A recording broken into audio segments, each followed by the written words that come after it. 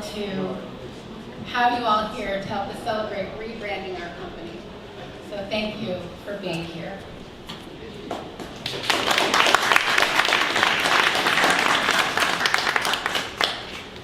So we have done 16 books for 14 authors, and some of those folks you'll hear tonight talk about their experience.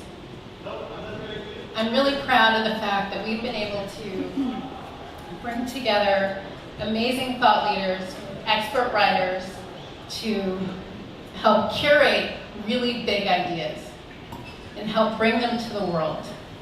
Books that are worth reading and sharing. These are books that are going to live on forever. They'll be around for generations. You decide to do a book with us, we don't quit. So get ready. You decide to do a book with us, there's 4 questions that we want you to answer. 1, what is your purpose? 2, who's your audience? 3, what do you want the book to do for the person who reads it? And 4, what do you want the book to do for you? Then you can send us an email and send Joe a check. I guess question number 5 is, what's your budget? But that's kind of crass, so let's just talk about books. But first I also want to repeat what Atia said, not verbatim, but repeat the gratitude that you're here, that you're investing some time to come and hang with us, enjoy each other's company, have some good food, some very overpriced wine, and but basically have a good time and celebrate with us. The other thanks I want to express is to Atia. I want to thank you for calling me up in 2010. A lot of you know that we are partners, but all partners are not creative people. Now, what many of you don't know is that this was not my idea, this was not our idea, this was Atia's idea. And she said, I'm not looking for an advisor, I'm looking for a partner. So, are you in or not? I'm in. And that was one of the best decisions I've made in a long time. It's been quite a ride. We've learned a lot. And it's been an interesting adventure for 8 years. I was lucky, like a lot of you, I was brought up by parents who taught me to love books. Say it themselves. And I do. I love books. And it's a good thing, because my wife of 54 years, Linda, reads 2 books a week. Our house is furnished with books. Our kids grew up reading. She's taken them to the library every week. They can take as many books as they want. But I never knew, until starting about 2010, 2012, just what is involved in creating a book. The idea, the ideation, the language, all the steps of creating a manuscript, and then turning it into a real book and getting it out into the world. It's a lot to do. And I've always loved books, but now I really respect and understand, here's this technology. The book is a technology that's been around for about 1,400 years, since the 7th or 8th century. That's when books first appeared. So here we are, 14 centuries later. There's more books than ever, year in and year out. Radio didn't kill books, television didn't kill books, the internet didn't kill books. Here we are, more books all the time. Although it's a little bit like the Comedy Channel, so many comedians, so few laughs. There's lots of books, there's lots of crap. We don't deal in that, we're not Craigslist. We're very picky about a couple things. What kind of ideas are we talking about? We're also really passionate about the writing, and we're really passionate about the process. As Atia said, no book left behind. We're 16 for 16. See, here's the thing. Has it ever occurred to you to write a book? Have you ever thought about writing a book? Anybody? Yeah, I see a lot of heads on. Have you ever started to write a book? Anybody? Anyone? Bueller? Yeah. If you've thought about it, you're in good company, because I suspect the majority of the population has thought about it. And a fairly healthy number of people have started it. What fraction of those people ever finish it? Very small fraction. That's where we come in. But books are important. I mean, they must be important. 3 monolithic organizations tried really hard to stamp them out. The Vatican, the Taliban, the Nazis, right? Why? Because they're radical, they're subversive, They transmit ideas. Here's another cool idea that Mike Malone taught me. Books, unlike our species, which sadly is mortal, books are not mortal, they're immortal. They last forever. So they're here 50 years after you're gone, 500 years after you're gone. Just think about that. That's really amazing. So to transition to the real meat of this program, I want to quote Jack Kerouac of On the Road, The Beat Generation, early 50s. Jack Kerouac famously said, "Genius gives birth. Talent delivers." So for the next half hour, I want to bring up some geniuses. These are 5 of the authors that have worked with us on the books that they've published, and then 1 member from the talent side that turned all their great ideas into books. So I'd like to bring them up, have them come up and take a seat and get ready for an interesting set of questions. So we'll start with Mike Steep. So Mike, come on up. Mike is, he looks kind of genteel, but his skin is actually really thick because he worked for Steve Ballmer for 5 years at Microsoft. Right, so he's now affiliated with Stanford. He is probably in the top tier of world experts on digital cities, smart cities. And he's also challenged us to work on our first ever work of fiction. We're doing a future tech book set in, 2055? With quantum computing and AI and way beyond all that stuff. But you can draw lines from today to the scenarios that he describes in his book. Really creepy. Very creepy. So we're really fun to work on that, so take a seat. Next I want to bring up Abrar Hussain. Abrar is a real... I said he was a private equity dude. He said, no, I'm a private equity nerd. So whatever he is one of the most astute observers of culture, and he's crafted a book called The Power of Place. And it attempts to understand, how does the valley actually work? Not just that there's Stanford and Sandhill Road and all the stuff everybody knows about, but how do the players here, how do they interact with each other? What's really going on?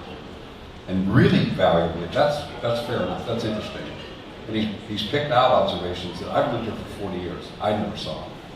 And then he's also translated it that if you live in Wichita or Cleveland or Memphis, and you'd like to rejuvenate your economy, don't try to replicate this valley, you can't do that. It's not replicatable. But here's how you could rejuvenate. So he's also testing us another way. We say no book left behind. We're going on the 3rd anniversary of working on Abrar's book. We're going to finish it tonight. Have a seat. So that's Abrar. Next I want to bring up, he's not my oldest friend, but he's the friend I've had about the longest. His name is Jim Billmeyer. And we go back 37 years when Jim was 9, and I hired him at Digital. But 2 incredible firsts with Jim. He's a serial entrepreneur, not Cheerios cereal, sequential cereal. Jim hired us in 2010 to do the very first book we ever did, Jolt. There's some copies over there.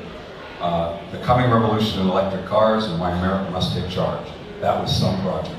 We learned a lot together. We sure did. That was really exciting to do that. It got us our start. And there's nothing more gratifying to a salesman when a client comes back for another hit, and he hired us 3 years ago to do his second book, Inventioneering, which every C-suite executive needs to read. If they think they understand intellectual property and the changes in the laws in the last 5 years, they don't. And that book is a how-to to keep yourself from getting run over. So thank you, Jim, for hiring us twice. All right? Next up, needs no introduction, but for an audience, of course I'm going to introduce him. So, Sensei, Dr. John Hennessy, here he comes. So, does anybody not know who John Hennessy is? I don't think so. Here's what you might not know about John. John has worked at Stanford for 40 years, from associate professor of computer science in 1977 to head of the computer science department, published the best-selling computer science textbook in history. Then he became Dean of Engineering, then he became Provost, then he became President for 16 years. 40 years. I guess he just couldn't get a job anywhere else. Explain it. And he's now the Executive Director of the Knight Hennessy Scholars Program, which, if you don't know about it, it's basically the Rhodes Scholars Program done for the 21st century. Looking for great things. They're first class in this fall, right? This fall. John worked with us last year and authored a book called Leading Matters. It will be published in September. Yeah, August, September. That was really something. Finally, I have to bring up Andy Cunningham. Where's Andy? So,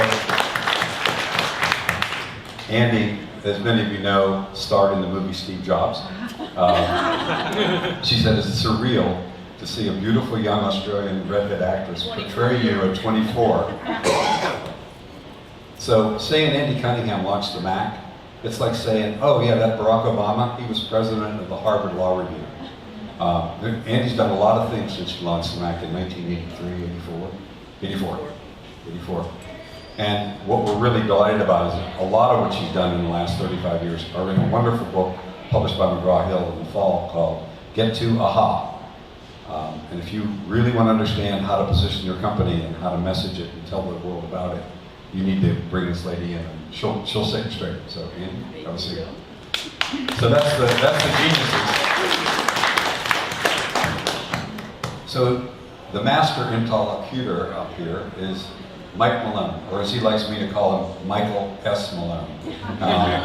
So Mike Malone is the Boswell of Silicon Valley. He invented technology journalism in 1918, was it? Is that when he started? He's published 25 books in his own name. He's helped us with so many things.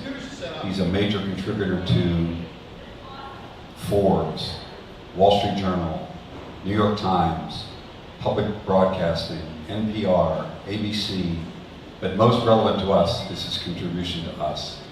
He sat with us on a rainy, cold morning in February 2010, and his heart doesn't start beating until 10 o'clock in the morning, so having him there at 8 was a big mistake. And when he heard our business model, he said, if that's not the worst idea I've ever heard, it's in the bottom 3. Here's your model. He flipped over a placemat, and he wrote down, do this, do this, do this, and he left. And we did that, and we got Silicon Valley Press. Well, we had Enabling Thought Leadership, which was our name, given to us by Dave Frigstad, who's here. Yes, he said, what you guys actually do is you enable thought leadership. So Tia flipped over the laptop, goes to Network Solutions, registers the URL, says, that's our name. Turned out it was the second worst name in the history of the company because it's too long. Well, the worst name is Coulomb Technologies, which is now called ChargePoint. We did 105 VC pitches with the name Coulomb before we got our first dollar. I think it's because of the name. And Gavin Newsom, when he cut the ribbon on the charging stations, mispronounced it 3 different ways in 5 minutes. It's now called ChargePoint. My son Michael was head of sales. But about a year ago, we were doing fine with the enabling thought leadership. And Malone says, what this valley needs is a real Silicon Valley publisher. Somebody that gets the valley, that understands valley thinking, valley ethic, valley pace. But we said, great idea. Who should we get to do that? He goes, you guys, you should do it. So we did it. So for that contribution, we are deeply indebted. So come on up.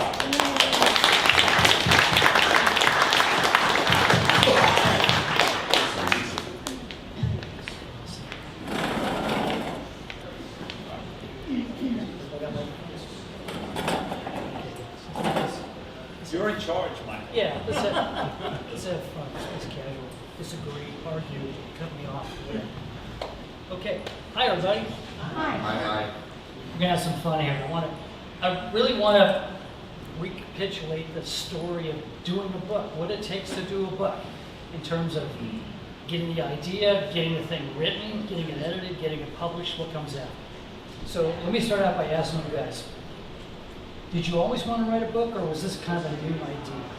Did it just suddenly hit you a few years ago that you want to do a book, or do you want to do a book since you were in elementary school?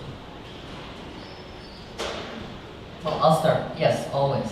Always. Always and forever, yes. I don't think I had that long term, but I always respected people who did write books. And then there was an opportunity to get my opinion out there on something I thought was important. So, books are good. Joe helped. Now, John, you wrote a textbook. Yeah, I've written a few books along the way. So writing wasn't new to me, but writing something outside the technical space was a different experience for me. Did any of you ever start another book and give up on it? Mike, you? Well, I started writing in college, and then I got into Silicon Valley. 30 years passed, and then decided to go back to it. So, from my point of view, it's a creative effort. And trying to do a fictional book versus a business book is a very different matter entirely. So, but I wanted to find some medium to communicate how things are changing so rapidly and the way we think about things and the impact of technology on people's lives. Yeah, I think we gotta explain a little more what your book is like, because it's actually a hybrid book. It's a Yeah, combination it's kind of it's a fiction book, which is interesting. And so it's a group of characters that live approximately in the year 2050 and 60.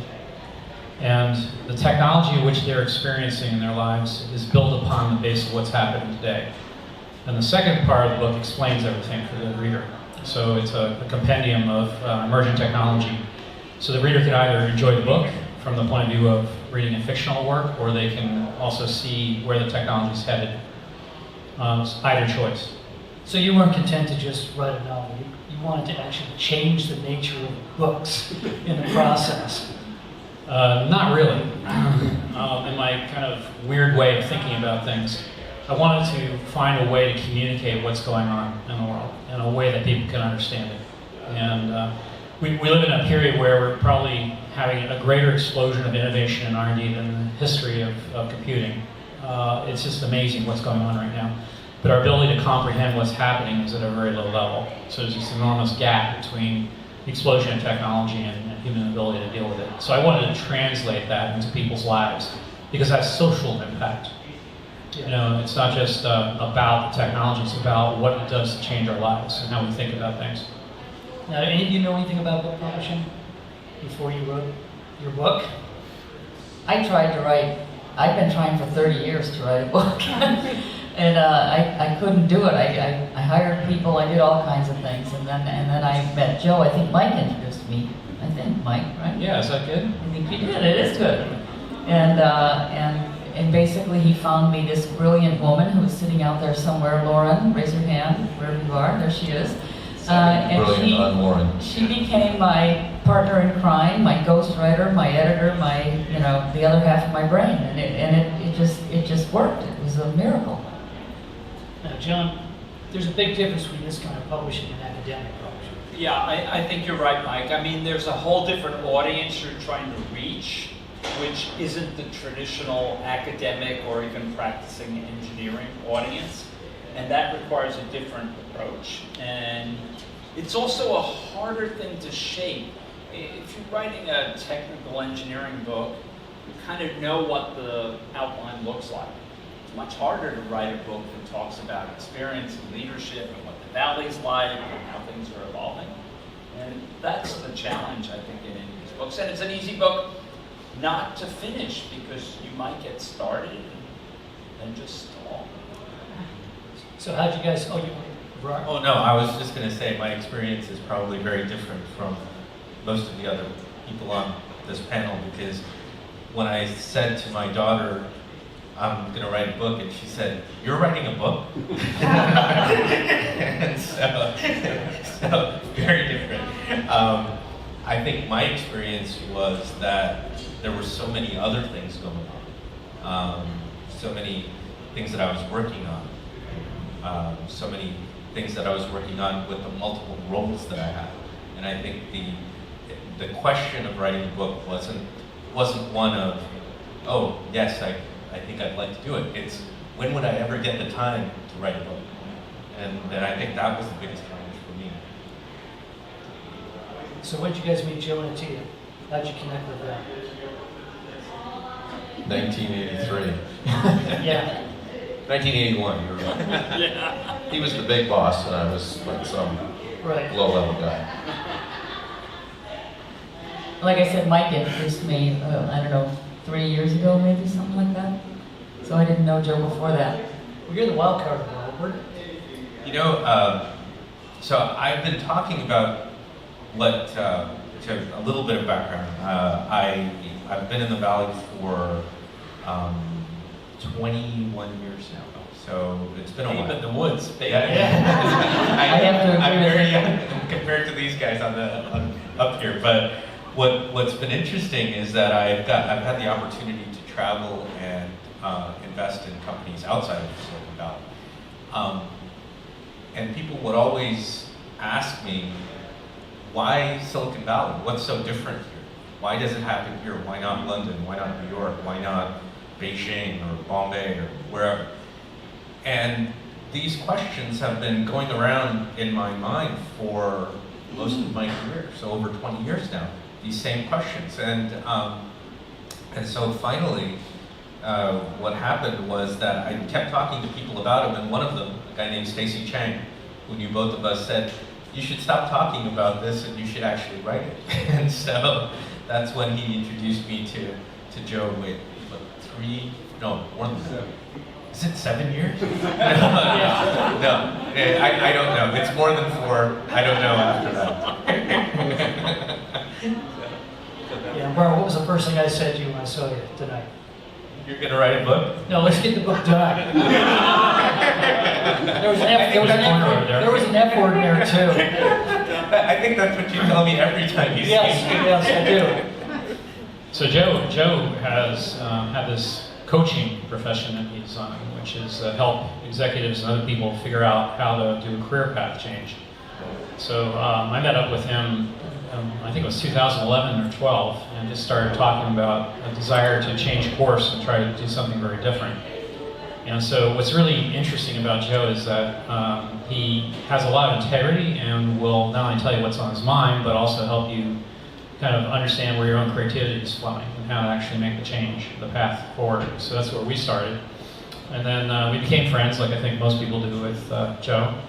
And then over the course of it, I talked to him about the possibility of doing something more interesting, both at Stanford and also with the book. And that's how that relationship developed. And loving to network, I said, Andy, you got to meet this guy. Because I was complaining to you about how I've been trying to write a book for 30 years. Now, something like that, I yeah. couldn't do it. So what was the experience of writing like? I mean, writing a book is a very different thing. It's a marathon. It takes a lot of time and pacing. You can't just like sit down and write a book over a weekend or a month. It takes months. Give me a sense of what it was like for you to do this and how different it was from what you normally do. It's totally immersive. So for me, I had to break from the normal routine and find a place that was quiet where I could think and experience the characters. So I had to immerse myself in the character development to try to understand what they would be feeling if they were dealing with a situation with a new technology that's been advanced. So it was a great experience from my perspective. Really thoroughly enjoyed it, along with the rosés, the cappuccinos, and the whole 9 yards. Sitting out there trying to think through how the characters were going to develop. Did anything surprise you in the process? Yeah, I thought I'd lost touch with a lot of what I learned early in my life, and I found that by thinking about characters and how they develop, you get back in touch, but in a different way. You begin to understand not just what you've been doing, but also how it affects people, and there are good and bad things about that, not just all good. And very interesting experience. I'm learning again. Yeah. So for me, this is a very different experience because if you're writing a textbook, you start out with a grand plan, you think about the outline. For me, this was really bottoms up, about finding topics that were interesting and important about leadership, and then shaping the outline of the book as we went along with Mike and Joe and Tia.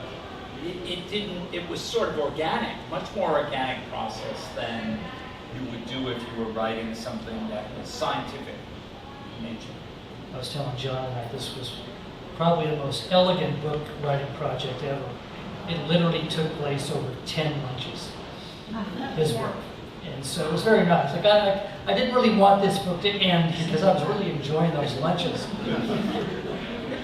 I think the Thanks hardest to thing. Joe. I think the hardest thing about writing a book is, especially a business book. This is not a fiction book, but it's finding examples for everything, because people don't understand things unless there are a million examples. And so, gosh, if you know, Lauren and Joe and Atito are constantly asking me, "What's the example? What's the example?" And I want to, you know, punch them in the face after the ninth time. But that's what makes a business book interesting. Example. And for me, I think what I realized very quickly is I have a very hard time writing something that's not a textbook or not a term sheet, not something that I'm familiar with. What was really interesting was the process. I learned so much because Joe and Mike and Atia kept asking me, kept saying, okay, well, why this? What about this? And what was interesting to me was that process was a conversation. It was multiple conversations, and that was the nexus of the book. Those conversations.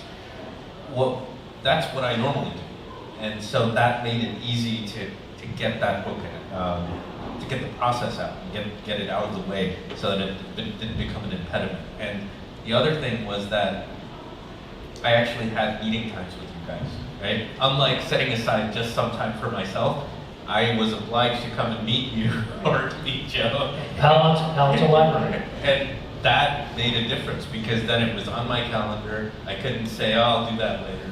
And that really did help. Yeah, I had the same experience. I had never written a book, but I had led teams that made software, and so I kind of flipped it into that, and the project management and such, the fact that there was a time and a delivery and a date, and you know, it just kind of felt like doing another project. Any sense, any mistakes, you guys, looking back? Any mistakes you made? I'll take the blame for one. That's with you, Jim. Because we came out of the gate starting on the book, and we had a rough outline. I just started writing, and I think I was 15,000 words in when you sort of said, "Wait a minute, whoa, we got it," and we had to start back over. So you and I basically wrote a book in half together. And that was my fault, because I took off too fast. Well, you were also very helpful, because when I first came in and met with you guys, I was going to boil the ocean, right? We were going to write about the Chinese problem, and you said, no, we're going to pick one of these things. And that even though we got a missed start, that still was very focusing. Anybody else? Mistakes? For me, God, it's hard to say one.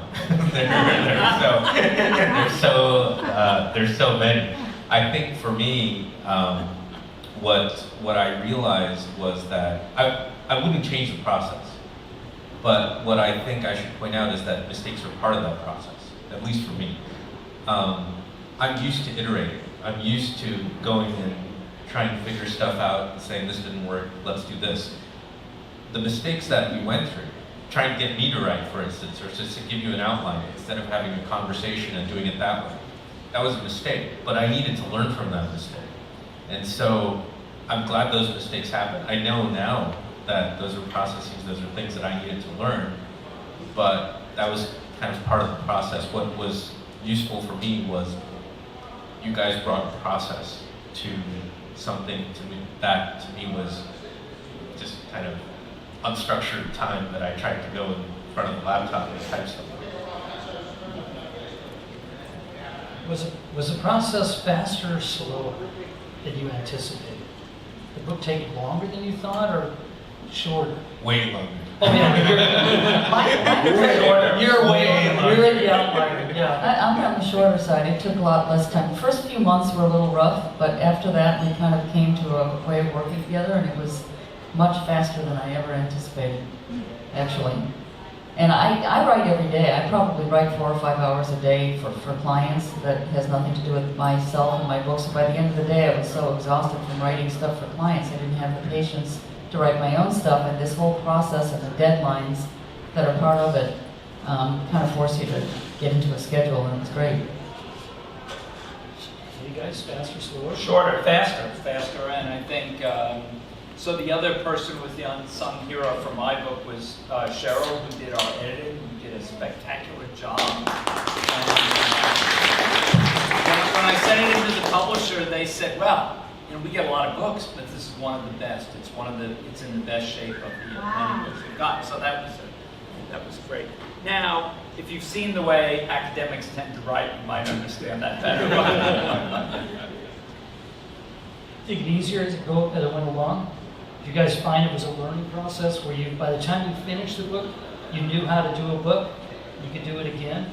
I knew how to get Malone to do it again. I think I agree with that. I think I learned that writing a book is much easier to do with a group of people than it is to do by yourself. Yeah, it's definitely a team sport. It's Absolutely. I can't imagine sitting down and doing that by myself. It'd be Right in crazy. my world. Editing. Let's talk about editing for a minute.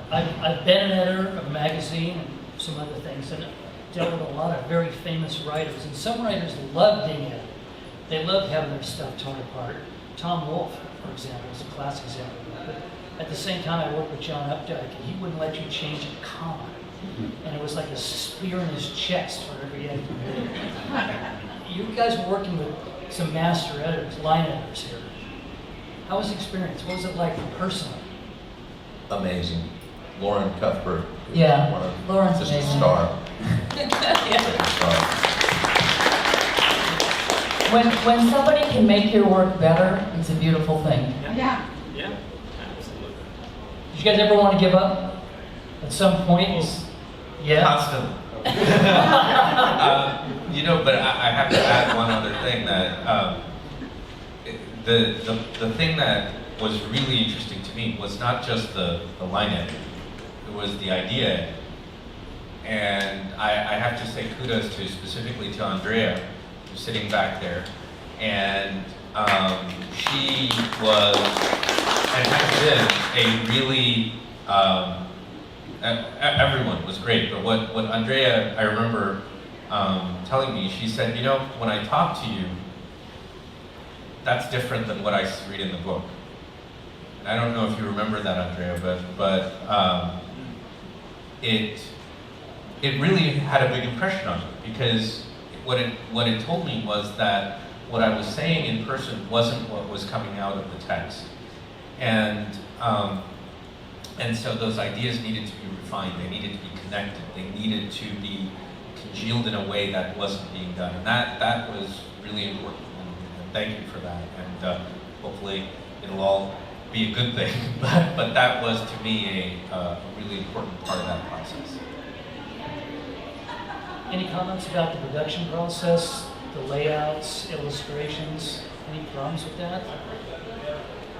I handled some of that through my graphics team and such, and Do you recommend any way of doing that? I'd say do it all in one spot. It didn't help. I have a lot of graphics in both of mine. I agree, having it all in one place is good, and you gotta realize that the publisher has no clue what you're trying to do, and so if you're not following, you have to really be on top of, especially the images, because they are not at all. How about publication, getting a publisher? Did you find SVP helpful in doing that? Did it go the way you wanted it to go? I was lucky, I had Jeff Moore help me out by introducing me to his agent, and that was great, so I didn't have an issue in getting a publisher. John, you had a unique age, because it's such a short time window. Yeah, so I was pushing to get a very fast publication because it would be fresher and newer, and also we were trying to get publication done for our opening of our new program in the fall. So SVP hooked me up with an agent who got the bids out, and we got several bids back, positive bids, and we ended up going with Stanford Press. But since then, they've already signed up a Chinese publisher and a Japanese publisher, so we're going gangbusters. Nice. Jim? I just thought it would have been ironic if he had Harvard or Yale. No, it was a Princeton versus Stanford, so in the end, Princeton You chose offered right. more money, but Stanford could get it done faster, so. I think Take time to market over a little more money at any time in the valley. It's not like you're gonna get rich off of writing a book. No, no, you don't want, okay, look, don't compute what your hourly wage is when you write a book. Compute your impact on the world, that's what you want to look at. I think we worked together on the very first book, and you didn't have a publisher and I didn't, so we worked on that together and it worked fine, yeah. We shall see. Yeah, we shall see. We shall see. We shall see. My niece has published 14 books with Amazon. She's one of the top commercial romantic murder thriller killer book series. So we had a conversation about the difference between that world and what's involved in publishing versus fiction in the traditional mode. It was very interesting to listen to her because she was talking about the whole economic model of ebooks and how all that works. And the short attention span of the readers, 6 months or less, you had to have a new book out, ready to go. So very interesting discussion. Okay, well, just talking to these three on this end, not even you yet, John, you two. Seeing your book for the first time, finished, published, in hardcover, with a jacket on. What does it feel like? It was amazing for me. I dedicated the book to my parents who, for them, the holiest grail of every holy grail was to write a book. And they had always wanted to write a book and they never had. They were big readers.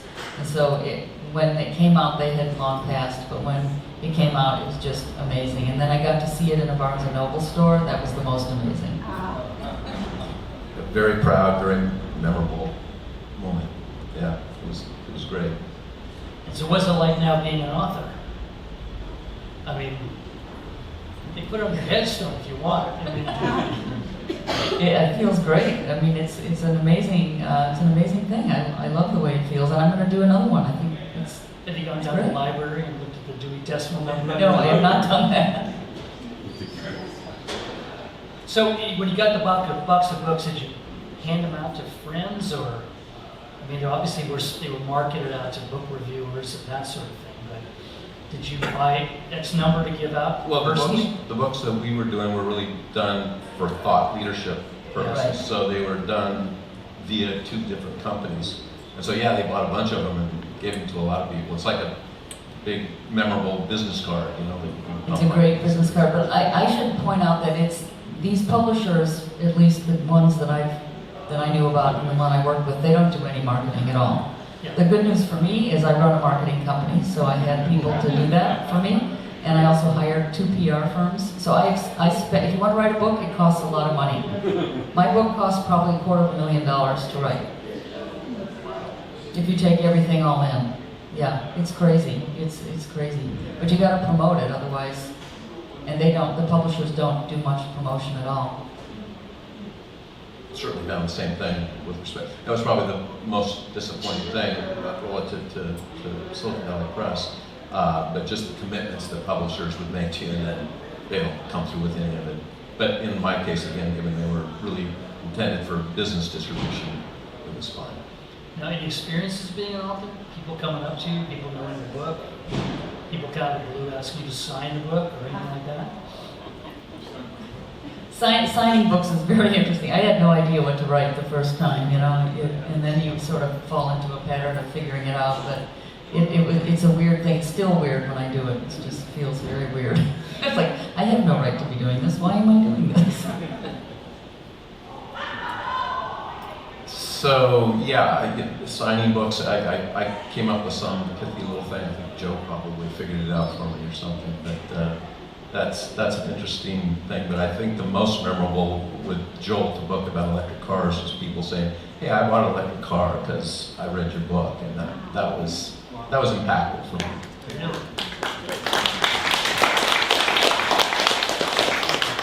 Okay, let me ask one last question. We'll take questions from the audience. Would you do it again? Would you go down this path in a book? Absolutely. God, No. Yes, absolutely. Absolutely, if the team would do it again with me. Only if we finish the first one. Yeah. You got finished. Close, 2 inches away. Mike, you got it? Yeah, absolutely. Great. Questions in the audience? Bring up Cheryl. Oh, yes. Bring Ladies. up Cheryl and Lauren. Join the team. Natia, come on up. Back up here. Lauren, any questions? Cheryl was pointed out to me that that is a typewriter dress.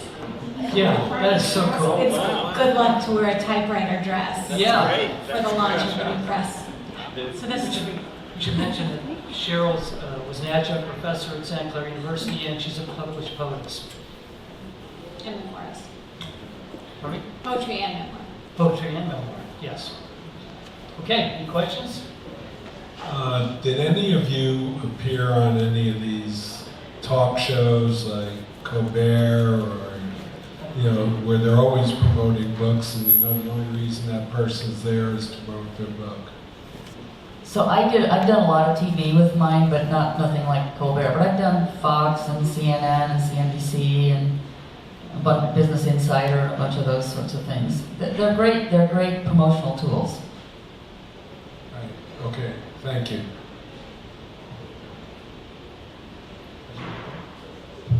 I actually have 2 questions, if I may. So the first one is about your personal inception process, and the second is sort of the driver of what got you over the threshold to move forward with the book process. So the first question is, I understand that SVP was critical to the ideation process and the refinement of your ideas. There's some organic growth, there was some coming in with ideas. But I was curious, how long did it take you to get to the point where you had an idea that really made you want to write a book about it? 21 years. Ah, At least for my book, it's really an outgrowth of the experience that I've had dealing with people here, Silicon Valley, people in other parts of the world, and a comparison. What was so interesting to me was, everyone talks about what makes Silicon Valley Silicon Valley. They talk about the universities, they talk about the companies, they talk about the money. But what was really interesting to me is I would go to places like London or to Beijing, and you'd see there was more money, there were more universities, there were more people. All of these things existed, yet it wasn't here. And what it took me such a long time to understand wasn't those pieces. It was how people behaved with those pieces being there. And that behavior was really what stood out. When you started realizing that people behave differently here, and why, and how, and it was learned. Pretty much everyone here is from somewhere else. They didn't grow up here. And so the big question that I had was, why? I was an anthropology major and a history major as well. And so to me, it was always a question of observing what makes this tick and why do people behave so differently here than they behave somewhere else. You take the same people and you put them in Singapore, for instance. They behave differently. Why? And so fundamentally, understanding Silicon Valley was a process of understanding all of the other pieces, all of the other places. So I've been in the industry for 20 plus years, and so this was an outgrowth of that. So for me, which may be different from some of the other experiences here, it was a very long process. So I give a lot of keynotes around the world, and in particular in the United States, and I usually talk to audiences that have C-level executives from various corporations that are really afraid, whether they're from healthcare or automobiles or whatever the industry is. Their concern is that they don't really understand much about where disruptive technology is going to take them, and even less about what the impact of that's going to be financially to their business model. And so trying to communicate out how disruptive technology can have a positive impact versus a negative impact of fear is one of the main missions. To try to make people understand, or at least have some examples of successes and being able to convert for the benefit of everybody, socially and otherwise. And then there's the other end of it. So when I talk about Silicon Valley, I always talk about going to the casino where the house rigs the odds. and you have to be a card reader to do well and try to understand how to do it. And so, because it's a casino, there's a real high risk-taking element that you don't have in other cultures around the world, although I have to say that China's doing a great deal of work on the innovation side of it. So the thought of writing a book or a fictional account is really to try to find some way to connect with people emotionally, not just rationally. Because the fear element that's out there is pretty extreme. And people's jobs are on the line. There's just a lot of concern about that right now. So that's, did anyone else? Yeah, John, why don't you read your book? Because Joe and Atia bent my arm to a position that, they convinced me in the end that my long experience in the Valley and at Stanford, that I would have something interesting to say. And I wasn't clear at all what that was, and it was a process of extracting from that experience something that really had some insight and had some important things. And I felt at a time when the gap between the quality of leadership we have and the quality of leadership we need in the corporate world, on the national setting, internationally, has never been greater. Yeah. So it seemed like the right time to try to do something. So it sounds like you guys were all driven, because my second question was going to be, in Silicon Valley, there's so many ideas. This is like a landscape where there are a gajillion ideas out there, but your drivers were really to share a differentiated message, to address fears or to share ideas about leadership that are very in the moment, and then your kind of insight of what's different. Mine was a little bit more mundane. I have a new way of doing something that has been done for a long time, and I just had a new way of doing it. So it's not so much an idea as it is a new approach to the process of positioning in the marketing world. So I just codified it. But the reality is, just about every writer we've worked with, they come with, in the grip of a passion. They really want to explain to the world what they discovered, what they found, and they want to get it out there in a cogent way. And that's what, you're going to put a lot of hours into doing a book, so you better really care about it. But they do, they really care. Mike, can we ask you a question? Yes, sir. What have you learned in all of your experience of writing books? What are the most important lessons you'd like to share with us?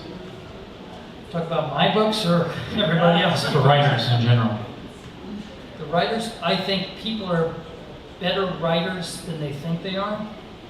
I also think that when you sit down, if you don't have experience writing a book and you sit down for the first time to write a book, you don't understand the amount of information you need to convey. Most people really have the high points. In a sense, they have the chapters, but they don't have the details in the chapters, the logic of the case they're trying to make. And unless you've done a fair number of books, you don't really see that has to be done before you start. So one of the very first things we do is get those chapters worked out, get the outlines, so you really have all the logical pieces in place, so the book is written, instead of trying to, wing it. That's just too hard. Any other questions? Yes, sir. So, is there a point in time when you're developing this type of project where you're working on this type of project where it comes down to a realization of, is this more important to me or is this more important to my reader?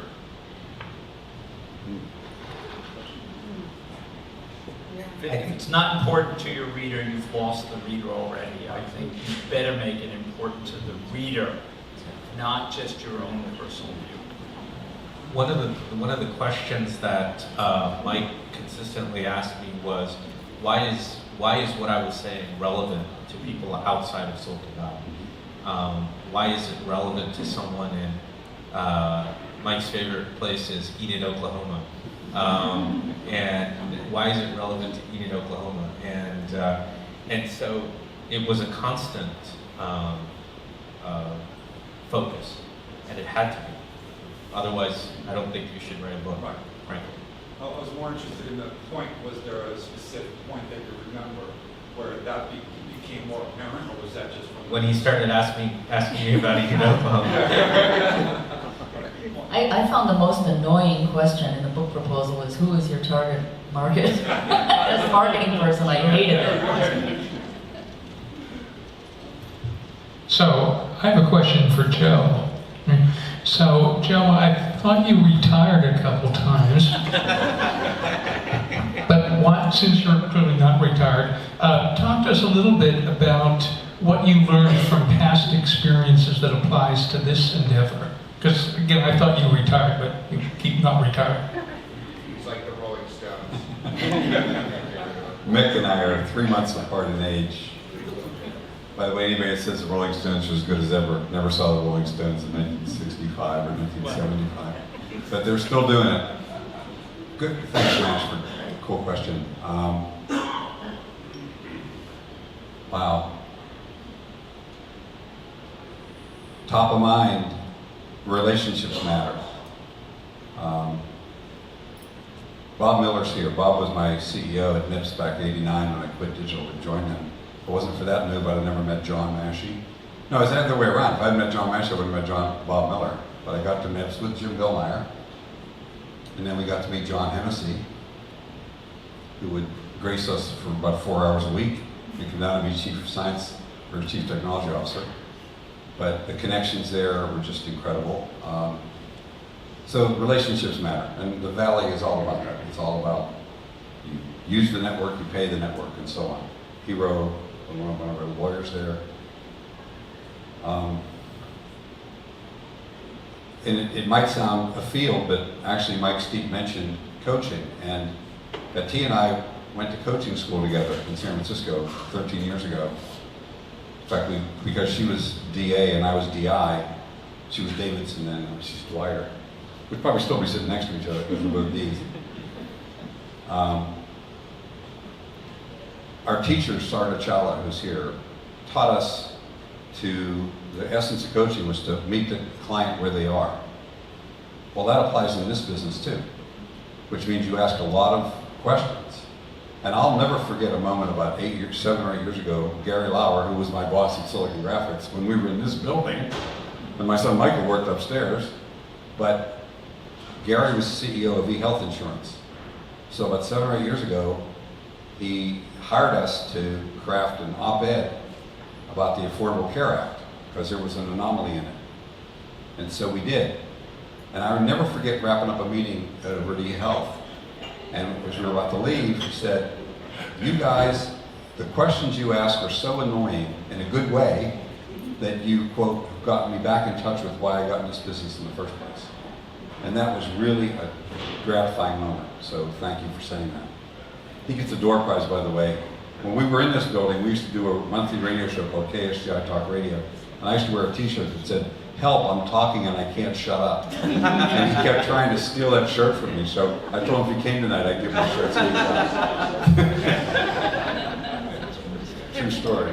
So lesson about how to ask questions, about maybe parking your ego at the door, which for me is a big lift. And then being able to show up and ask the kinds of questions that get to the real core of things, the real why. And I can tell you, when you have people like this sitting and being asked questions by people like Mike and Cheryl and Lauren, as Atia said one day walking out of the Stanford Park Hotel, we used to have our every 2-week lunch with John Hennessy, and she said, am I crazy, or are we getting paid to listen to Mike Malone interview John Hennessy? Well, we weren't getting paid to listen to them, we were getting paid for other stuff. But, and not all that much, by the way. And the number Andy threw out, we didn't get that much money, okay? So she spent it on other people. Yes, it was spread around. She spread it around. What else did I learn? I learned don't overcommit. We've made a few mistakes, we've learned a few things. We also learned adaptability really, really matters. We have a process that is relentless, and as Atia said, and the guy next to Jim Billmeyer on the poster, that's Austin McGee. If you look at our website, there's a testimonial from him. He wrote a book called Brand is a 4-Letter Word. Andreas nodding vigorously. So on our website, he says, starting a book is easy, finishing it is hard. If you're serious about finishing a book, call these guys. Otherwise, don't even think about it. However, the kind of interaction that's appropriate with a guy like John, who was sort of between big things, he'd stepped away from Stanford, wasn't quite yet into the Knight Hennessy, so he had a fair amount of available time, compared to Andy, who's running a business, who actually is the business, right? Nobody wants all the people who work for you, they want you. So we had to have a process that would work for her, as well as the process that would work for John or Jim or Abrar or Mike. So learned about that. Be adaptable, be flexible, and expect miracles, and they do happen. So that's what I learned. And when somebody really bright calls up and says, "Would you be my partner in this business?" Give it a shot. So another person I have to thank is Virginia, Atia's mom, for raising a woman smart enough to ask me to be her partner. That's for self-congratulatory. Jack.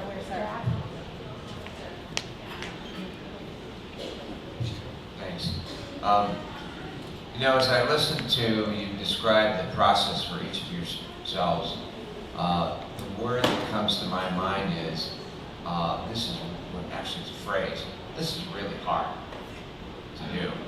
So as you go through this process, especially when you do it for the first time maybe, is there anything that you discover as a result of writing the book about yourself that you didn't know, that it was hidden somehow and has come out as a result of you writing the book? Well, for me, it was that I could actually do it. Because I literally had been trying to write a book for 30 years and tried many different things and never got able to be done with it. So the fact that I actually did it, with this woman's help, and Joe and Atia as well, that's really what I learned about myself, which makes it totally possible to do another one. You know, I think the hardest thing about writing the book is to solicit criticism and then accept it without having your ego crushed or being defensive, and realizing that's a reader out there. You need to listen to that opinion because there are other people who are going to have the same views. How do you incorporate that? How do you make the story more compelling? How do you make it clearer to the reader what your goals are? That's a hard thing to learn, as it is with any creative endeavor. And your book is a creative endeavor. You're going to get feedback. You may occasionally get a bruised ego. But if the end result is better, you'll be thankful that somebody told you, this is junk, fix it. The process of writing and explaining to someone else is always an opportunity to learn. When it's just in your head, you think you understand it. When you have to explain it to someone, it's a completely different thing. I learned more about those my own ideas trying to explain it to someone else, trying to actually write it, than I did just thinking about it. Because I had to put them in context. I had to find examples. I had to tie all those things together. I had to figure out why, and anticipating the reader's questions, just understanding and making sense of your own observations. I think that process was both frustrating and really rewarding. You also separate yourself from the daily context of your work. As you start to identify with character development, for example, you then become immersive in that. Suddenly, you're not in your daily grind. You're thinking through emotionally, rationally, how a character is going to interact. And so you kind of create your own ability to identify again with yourself emotionally. So it's kind of an interesting process. You get a lot of benefit out of it. Because I'm a writing coach in addition to being a writer and being an editor, I have to say I would change the word hard to transformational, challenging, rewarding, And what I've experienced in the process of actually being able to talk through revisions, particularly I did that mostly with John and another client who isn't here today. What I experience in those moments is relationship and communication. So when you think about when you're trying to say something that matters to somebody who matters to you, and they understand you, and they can say it back to you, and you're like, yes, exactly. This process is that over and over again. With the ideas that you've carried in your head for years and years, somebody finally understands them and can say it back to you in a way that just crystallizes it. And in that way, I know in my own writing and in writing for other people, you feel more known. And you understand yourself better, because like with anything, if you have to know it well enough to teach it, you have to know it well enough to communicate it clearly, therefore you end up knowing yourself better. Whether it's your ideas, your experience, or your feelings, you end up knowing yourself better. Yeah. Great ending. So, I would like to just close with this. This is an imperfect enterprise because we're human, but we've learned things, and we do have a Valley ethic. That is, we don't fail. We learn from the things we do wrong and do it over. And we've certainly done plenty of things wrong. So we have that part of the Valley ethic now. I found a couple of quotes that I want to share. I already gave you the Jack Kerouac one about genius gives birth and talent delivers. But here's a couple more to close with, for people that love books. Outside of a dog, a book is a man's best friend. Inside a dog, it's way too dark to read. Groucho Marx. Always read something that will make you look good if you die in the middle of reading it. P.J. O'Rourke. Life is too short to read bad books. Finally, the best one. We are all apprentices in a craft where no one ever becomes a master. Ernest Hemingway. So with that, I would like to thank you all for being here. I want to thank the panel for showing up.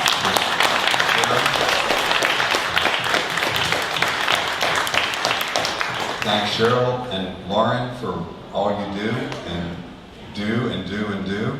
And we have that ethic. Whatever they do, no good deed goes unpunished. We just give them more. So we kill them. But thank you. And again, thank you, Atia. And with that, good night.